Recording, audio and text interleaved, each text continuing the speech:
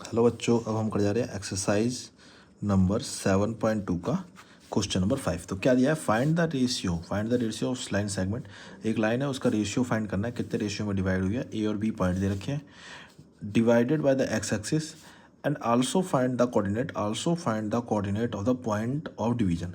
हमें मतलब एक्स और वाई भी फाइंड करना है और जो रेशियो है वो भी हमें फाइंड करना है। तो यहाँ पे देख लेते हैं किस तरीके से। मान लीजिए एक लाइन दे रखी है, हमें लाइन सेगमेंट दे रखा है जिसमें एक पॉइंट ए है, एक पॉइंट बी है। ए पॉइंट को दे दिया 1 और -5 और बी पॉइंट को दे दिया -4 और 5। ठीक है, इसको कोई लाइन पॉइंट कट कर रहा है। ठीक है, एक्स एक्सिस से कट हो रही है, तो इसका रेशियो नहीं पता, तो हम रेशियो रेड कर लेते हैं के रेशियो 1। ठीक है, और हमें इसका एक्स और वाई भी फाइंड करना है। ये जो एक्स और वाई है ये भी क्या होगा, ये हमें फाइंड करना है। ठीक है, तो देख लेते हैं किस तरीके से करना है। सॉल्यूशन चलते हैं। जब हम सॉल्यूशन करेंगे तो सबसे पहले तो क्या करेंगे, हम रेशियो को लेट कर रहे हैं तो वही लिखेंगे, let the ratio A and B is K ratio 1। ठीक है, उसके बाद चलते हैं। हमें पता है कि सेक्शन फार्मूला ज़्यादातर 7.2 के कोई भी सवाल आएगा उसमें सेक्शन फार्मूला हमें यूज करना है। तो हमें सेक्शन फार्मूला पता है, तो एक बार लिख देता हूँ यहाँ पे। वैसे सारे सवालों में मैं नहीं लिख रहा, आपको लिखना जरूरी है पेपर में सेक्शन फार्मूला, क्योंकि एक आध सवाल आता है।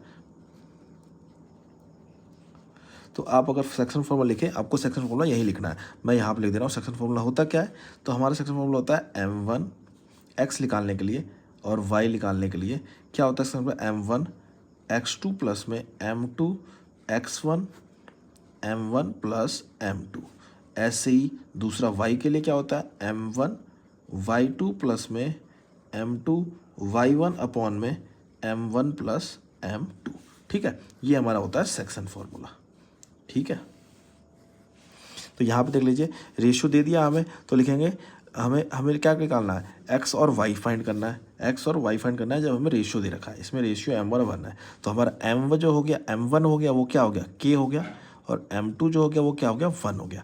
तो हम एक्स और वाई अगर निकालें तो हमें क्या मिलेगा, फॉर्मूला वही लगेगा क्या, M1 क्या है हमारे पास, के, तो लिख देते हैं के मल्टीप्लाई x2 कितना है, -4 लिख दिया, प्लस में M2 है 1 मल्टीप्लाई 1 और क्या आया, k प्लस 1, कॉमा लगा दिया। y के लिए क्या है, M1 क्या है, k मल्टीप्लाई 5 प्लस में 1 मल्टीप्लाई -5 अपॉन में k प्लस में 1। ठीक है, उसके बाद सॉल्व करते हैं। इसके बाद सॉल्व करेंगे तो इसका क्या वैल्यू हो जाएगी, -4 प्लस में 1 अपॉन में k प्लस 1, और y हमारे लिए आ गया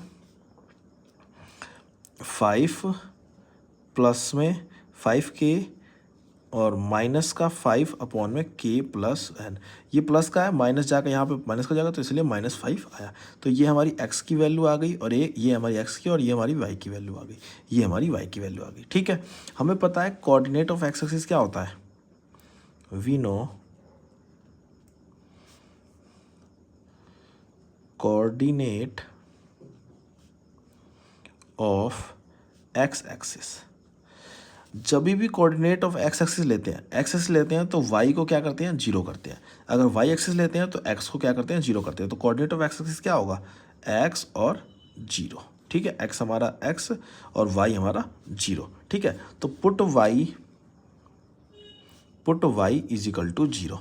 ठीक है, वाई को हम क्या पुट कर रहे हैं, जीरो पुट कर रहे हैं। तो देखिए वाई का कोऑर्डिनेट क्या मिला था, वाई इज इक्वल टू क्या मिला था हमें, 5k -5 और k प्लस 1। वाई को हमने क्या पुट किया, जीरो पुट किया, तो क्या मिला 5k -5 k प्लस में 1।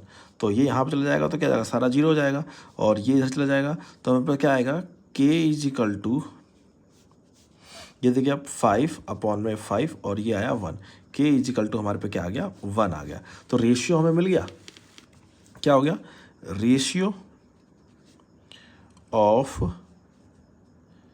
ए एंड बी